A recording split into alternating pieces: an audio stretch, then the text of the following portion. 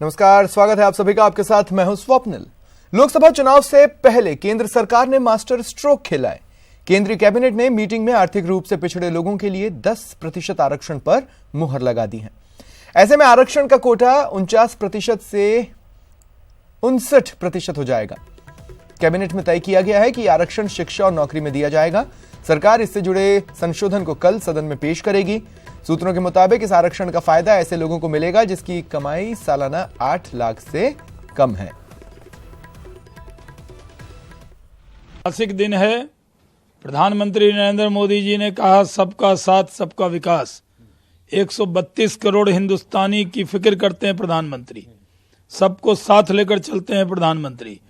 स्वर्ण समाज में भी बहुत बड़ी तादाद में गरीब लोग हैं और उनके मन में भी था कि जब सबको आरक्षण मिल रहा है तो स्वर्ण समाज में जो गरीब है उसका भी इस देश के संसाधन पर हक है, और वो हक देने का काम प्रधानमंत्री नरेंद्र मोदी जी ने किया है। बहुत मैं उनको बधाई देता हूं।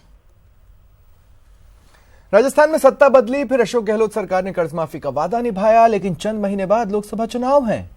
ऐसे में अन्नदाता की समस्या सुनने, उनका समर्थन और मजबूत करने के लिए कांग्रेस अध्यक्ष राहुल गांधी किसान रैली करेंगे। तो इस रैली के जरिए राहुल देश को कांग्रेस के किसान मॉडल से रूबरू कराएंगे।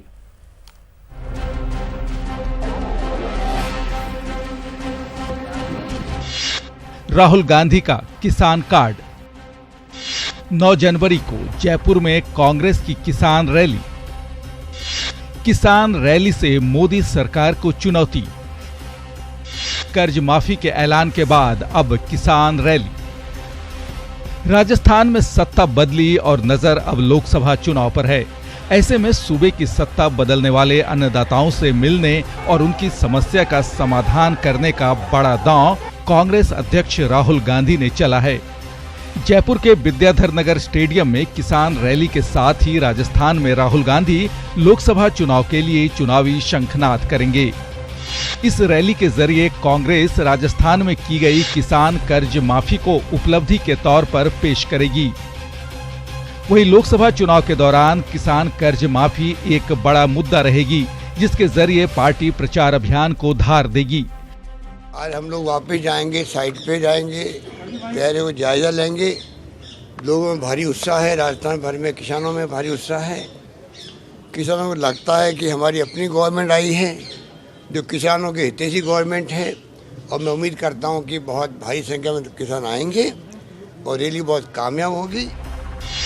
फिलहाल कांग्रेस पूरी तरह से राहुल गांधी की रैली के लिए तैयारियों में जुट गई है।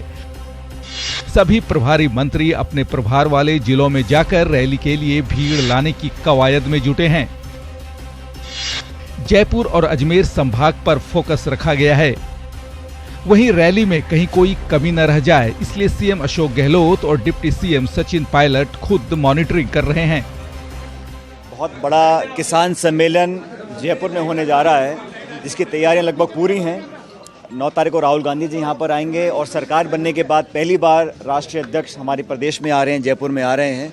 तो किसानों में भारी उत्साह है, कांग्रेसियों में स्वाभाविक रूप से बहुत उत्साह है, और राहुल गांधी जी के यहाँ आने के बाद जो पॉलिटिकल एक्टिविटी है, लोकसभा चुनाव बहुत दूर नहीं है, उस संदर्भ में भी इस यात्रा को बहुत महत्वपूर्ण हम लोग मान रहे हैं। किसान रैली में राहुल गांधी का भाषण भी पूरी तरह लोकसभा चुनाव के सियासी रंग में रंगा हुआ होगा। किसान रैली में राहुल गांधी न सिर्फ गहलोत सरकार की उपलब्धि गिनवाएंगे, बल्कि मोदी सरकार पर पूरे देश में किसानों की कर्ज माफी का दबाव भी बनाएंगे। राहुल गांधी किसानों की यूरिया आपूर्ति में देरी और एमएसपी पर किसानों की पूरी उपज की खरीद नहीं होने को भी मुद्दा बना सकते हैं। यानी तय है कि राहुल की किसान रैली भले ही जयपुर में हो रही है, लेकिन इस पर नजर पूरे देश की होगी। जयपुर से न्यूज 18 राजस्थान के लिए गोवर्धन चौधरी की रिपोर्ट। कांग्रेस के राष्ट्रीय अध्यक्ष राहुल गांधी के दौरे को लेकर डिप्टी सीएम और पीसीसी चीफ सचिन पायलट ने कहा है कि कार्यक्रम में सरकारी धन का दुरुपयोग हम नहीं करने वाले हैं। उन्होंने भाजपा पर आरोप लगाते हुए कहा कि गौरव यात्रा में जनता की गाढ़ी कमाई का पैसा बर्बाद किया था, लेकिन कांग्रेस पार्टी ऐसा नहीं करने वाली है। पायलट ने कहा यह दौरा लोकसभा चुनाव के हिसाब से भी महत्वपूर्ण है। वहीं मुख्यमंत्री अशोक गहलोत ने कहा कि इस किसान रैली को लेकर किसानों में भारी उत्साह है। किसानों को लगता है कि यह सरकार उनकी हितैषी है। आज हम लोग वापस जाएंगे, साइट पे जाएंगे, तैयारियों को जायज़ा लेंगे। लोगों में भारी उत्साह है, राजस्थान भर में किसानों में भारी उत्साह है। किसानों को लगता है कि हमारी अपनी गवर्नमेंट आई है जो किसानों के हितैषी गवर्नमेंट है, और मैं उम्मीद करता हूं कि बहुत भारी संख्या में किसान आएंगे और रैली बहुत कामयाब होगी। एक बहुत बड़ा किसान सम्मेलन जयपुर में होने जा रहा है, जिसकी तैयारियां लगभग पूरी हैं। 9 तारीख को राहुल गांधी जी यहां पर आएंगे और सरकार बनने के बाद पहली बार राष्ट्रीय अध्यक्ष हमारे प्रदेश में आ रहे हैं, जयपुर में आ रहे हैं। तो किसानों में भारी उत्साह है, कांग्रेसियों में स्वाभाविक रूप से बहुत उत्साह है, और राहुल गांधी जी के यहाँ आने के बाद जो पॉलिटिकल एक्टिविटी है, लोकसभा चुनाव बहुत दूर नहीं है, उस संदर्भ में भी इस यात्रा को बहुत महत्वपूर्ण हम लोग मान रहे हैं। उप मुख्यमंत्री सचिन पायलट से मिलने के लिए आज सैकड़ों की तादाद में युवा उनके आवास पहुंचे। इस दौरान पायलट से रीट शिक्षक भर्ती 2018 के मामले में 9 जनवरी को होने वाली सुनवाई में राज्य सरकार की ओर से मजबूत ढंग से पैरवी की मांग इन युवाओं की तरफ से की गई। राजस्थान बेरोजगार एकीकृत महासंघ के अध्यक्ष उपेन्द्र यादव की अगुवाई में युवा पायलट के आवास पहुंचे थे। इस मौके पर पायलट ने युवाओं को आश्वस्त किया कि उनके बेहतर भविष्य के लिए सरकार हर उचित कदम उठाएगी। जो परीक्षा को पोस्टपोन करने का निर्णय सरकार ने लिया है, उसको लेकर नौजवानों में काफ़ी खुशी है और उनको तैयारी के लिए अधिक समय मिलेगा। इस मांग को लेकर बहुत दिन से लोग परेशान थे, विचलित थे, तो सब लोग आज यहाँ पर आकर मिले हैं और धन्यवाद ज्ञापित कर रहे हैं प्रदेश की सरकार का। मैं प्रदेश के नौजवानों को आश्वासित करना चाहता हूँ कि राजस्थान की सरकार हर वो कदम उठाने के लिए तैयार है जहाँ पर नौजवानों का भविष्य बेहतर हो सकता है, चाहे वो परीक्षाएं हैं, चाहे वो नौकरियों के अवसर हैं, चाहे वो टेम्परेरी हमारे एम्प्लॉयज़ हैं, उनको आगे कैसे हम कानूनी जमला पहना के उनके और भविष्य को सुरक्षित कर सकते हैं। और अलग अलग संगठनों के, अलग अलग विभागों के, अलग अलग डिपार्टमेंट्स के तमाम लोग आज मांग लेके आए हैं। उन सब पर सरकार पूरी गंभीरता से काम करेगी और कर्मचारियों का हित, प्रदेश के भले के लिए जो काम कर रहे हैं उन लोगों के हित के साथ कभी भी हम लोग समझौता नहीं करेंगे। और प्रदेश सरकार का पूरा कमिटमेंट है कि सब लोगों की मांगों को हम पूरा करने की कोशिश करेंगे। जब सरकार का बदलाव हुआ है तो लोगों के जीवन को भी बदलाव करने का हमारी जिम्मेदारी है, उसको हम पूरी तरह निभाएंगे। कृषि विभाग में आज से समीक्षा बैठकों का दौर शुरू हुआ है। पदभार ग्रहण करने के बाद कृषि मंत्री लालचंद कटारिया पहली बार कृषि और संबंधित विभागों की समीक्षा बैठक की। सुबह से कृषि विभाग और आरएससीपी की समीक्षा बैठक शुरू हुई।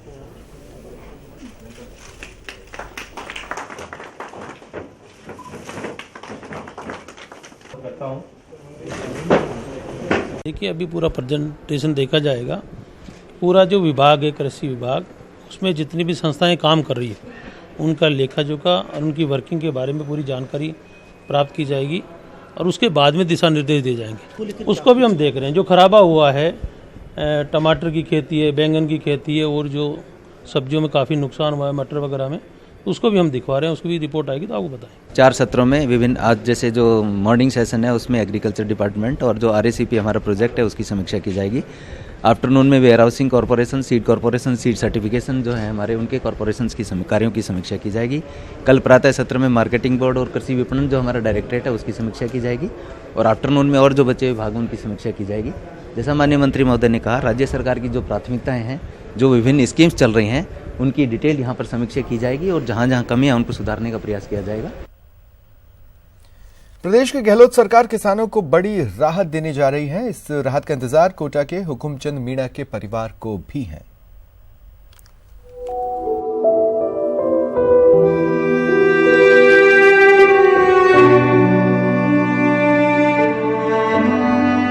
बुधवार 23 मई 2018 का वो दिन शायद ही ये परिवार भूल पाए।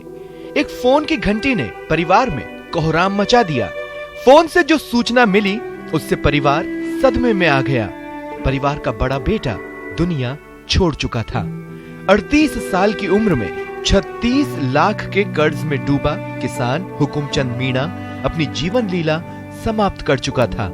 कोटा के ब्रिजनगर गांव के निवासी हुकुमचंद मीणा पर पत्नी संतोष मीणा, पिता गोबरीलाल मीणा, माता रामनाथी बाई, भाई अनिरुद्ध, दुर्गा शंकर मीणा और 5 बच्चों के पालन पोषण की जिम्मेदारी थी। बड़ो भाई जो बड़ो बेटो वही जो सारी लेन देन वही करो। आए तो कहीं याद कोई ना, कदरा तो प्राइवेट से, कदरा सरकारी जा, सरकार का जा, वो 18 लाख तो क्रेडिट कार्ड का जा, 2 लाख सरकारी जी, दो 3 लाख रुपया टेट कर रहे हैं, 5 के साथ जमा कर दी, 5 बाकी जी। ये सरकारी कर्जा है बैंकों का, ये माफ हो जाए और तो क्या है, जो जितना हो सके जितना संपूर्ण हो जाए तो बहुत ही बढ़िया है। उसके छोटे छोटे बच्चे हैं, 4 लड़कियां हैं, 1 बच्चा है। बड़े बेटे के जाने के बाद इस परिवार पर गम का पहाड़ टूटा है। हालांकि गम पर थोड़ा मरहम उस वक्त जरूर लगा जब 28 और 29 दिसंबर की रात को मुख्यमंत्री मीडिया से मुखातिब हुए और कर्ज माफी का ऐलान किया। तमाम जो कोऑपरेटिव बैंक के लोन हैं, उन तमाम लोन को समस्त लोन माफ़ करेंगे। कोऑपरेटिव जितने भी हमारे ऋणी हैं उन सब का। मेरी जो कमेटी बनी हुई है वो कमेटी ने ये फैसला किया कि जितनी भी आत्महत्याएं किसानों की उपज के सही दाम न मिलने के कारण हुई है, उनके सारे कर्जे, जितने भी कर्जे हैं, 2 लाख की सीमा नहीं, सारे कर्जे जो है वो सरकार माफ करे। हुकुमचंद ने खेती के लिए 18 लाख रुपए केसीसी से लोन लिया था। 2 लाख रुपए सहकारी समिति का कर्जा बाकी था। खेती के बाद लहसुन का उचित भाव नहीं मिला, जिससे हुकुमचंद और उसका परिवार पूरी तरह से टूट गया था। बैंक वाले नोटिस पर नोटिस भेज रहे थे। सारे दरवाजे बंद होते देख हुकुमचंद जिंदगी से हार गया और कर्ज से मुक्ति के लिए मौत को गले लगा लिया। हुकुमचंद तो चला गया, लेकिन 9 जनवरी को कांग्रेस अध्यक्ष राहुल गांधी प्रदेश आएंगे, किसान रैली करेंगे। इस मौके पर वो तमाम किसान मौजूद रहेंगे जिनका कर्जा माफ किया जाएगा। कोटा से न्यूज़ 18 राजस्थान के लिए अर्जुन अरविंद की रिपोर्ट। एक कार्यक्रम अखाड़ा बन गया। दरअसल कांग्रेस का स्नेह कार्यक्रम चल रहा था, जो देखते ही देखते अखाड़े में बदल गया। कांग्रेसियों ने एक दूसरे पर बाहें तान दी। विधानसभा चुनाव में मालपुरा में जो हार मिली, वो मामला यहां पर गरमाया है। मालपुरा में स्नेह मिलन कार्यक्रम हो रहा था। समझाइश के बाद किसी तरह दोबारा इस कार्यक्रम को शुरू किया गया।